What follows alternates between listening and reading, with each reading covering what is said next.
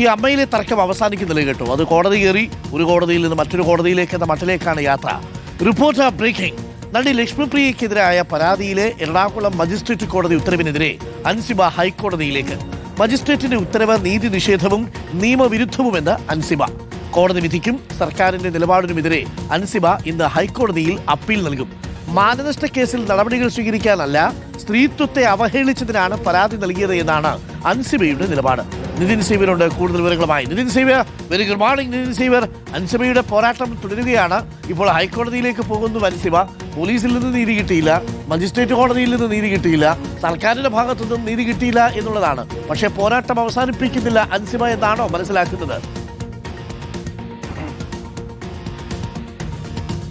Good morning doctor Arunkumar. അങ്ങനെ തന്നെയാണ് നമ്മൾ കരുതേണ്ടത്. അതായത് നേരത്തെ പല കേസുകളിലും സമാനമായി തന്നെയാണ് അൻസിബ പോലീസിൽ പരാതി നൽകുന്നു, പക്ഷേ പോലീസ് കേസെടുക്കുന്നില്ല. അത് കോടതിയിലേക്ക് എത്തുമ്പോൾ കോടതി കേസെടുക്കാൻ ആവശ്യപ്പെടുന്നു, പിന്നീട് പോലീസ് കേസെടുക്കുന്നത് കണ്ടതാണ്. പക്ഷേ ഈ കേസിൽ അതങ്ങനെയല്ല സംഭവിച്ചത്. കോടതിയിലേക്ക് എത്തിയപ്പോഴും സർക്കാർ അവിടെ ഉറച്ച നിലപാടിൽ തന്നെ നിന്നു. ഇതിൽ കേസെടുക്കാനാവില്ല, സ്ത്രീത്വത്തെ അവമാനിച്ചതിന് കേസെടുക്കാനാവില്ല, വേണമെങ്കിൽ ഒരു മാനനഷ്ട കേസെടുക്കാമെന്നാണ് സർക്കാർ കഴിഞ്ഞ ദിവസം കോടതിയിൽ അറിയിച്ചത്. അങ്ങനെയാണ് കോടതി ഓഗസ്റ്റ് 29-ന് അൻസിബയോട് നേരിട്ട് കോടതിയിൽ ഹാജരായി മാനനഷ്ട കേസിന് മൊഴി നൽകാനായി ആവശ്യപ്പെട്ടത്. പക്ഷേ ഈ മജിസ്ട്രേറ്റിന്റെ ഈ നിലപാടിനെതിരെയാണ് ഇപ്പോൾ ഒരു ഹൈക്കോടതിയിലേക്ക് പോകാനുള്ള തീരുമാനം അൻസിബ എടുത്തിരിക്കുന്നത്. അതായത് മജിസ്ട്രേറ്റ് തീരുമാനം അത് തനിക്ക് നേരെയുള്ള നീതി നിഷേധമാണ്. തനിക്കെതിരെ നടന്നത് സ്ത്രീത്വത്തെ അവഹേളിച്ചതിനെയുള്ള കേസാണ് തന്റെ പരാതിയിൽ എടുക്കേണ്ടത്. തന്നെ യൂട്യൂബ് ചാനലിലൂടെ ഉപദ്രവിച്ചു, അല്ലെങ്കിൽ തന്നെക്കുറിച്ച് അപകീർത്തികരമായ പരാമർശങ്ങൾ നടത്തി തനിക്ക് മാനഹാനി ഉണ്ടാക്കി. അപ്പോൾ അത് കൃത്യമായി ആ ഒരു തരത്തിൽ തന്നെ കേസെടുത്ത് മുന്നോട്ട് പോകണം, അല്ലാതെ മാനനഷ്ട കേസെടുത്ത് ഒഴിവാക്കുകയല്ല ചെയ്യേണ്ടതെന്ന് പറയുന്നു ലക്ഷ്മിപ്രിയ.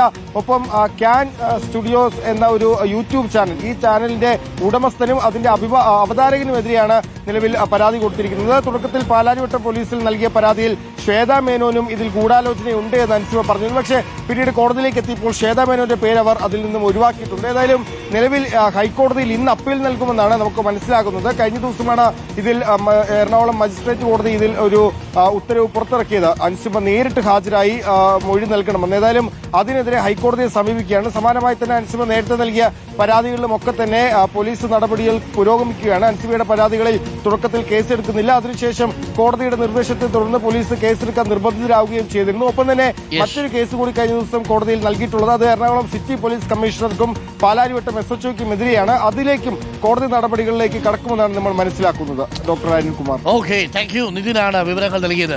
അൻസിബ പറഞ്ഞതേ ഉള്ളൂ, മാനനഷ്ടം മാത്രമല്ല, അത് ക്രിമിനൽ കേസായിട്ട് കണ്ട് പരിഗണിക്കണം എന്നുള്ളതാണ്. സ്ത്രീത്വത്തെ അവഹേളിച്ചതാണ്, അതെങ്ങനെ മാനനഷ്ടമാവുക ജഡ്ജി എന്നാണ് ചോദിച്ചിരിക്കുന്നത്. അത് ഹൈക്കോടതിയിലേക്ക് പോയിട്ടുണ്ട്.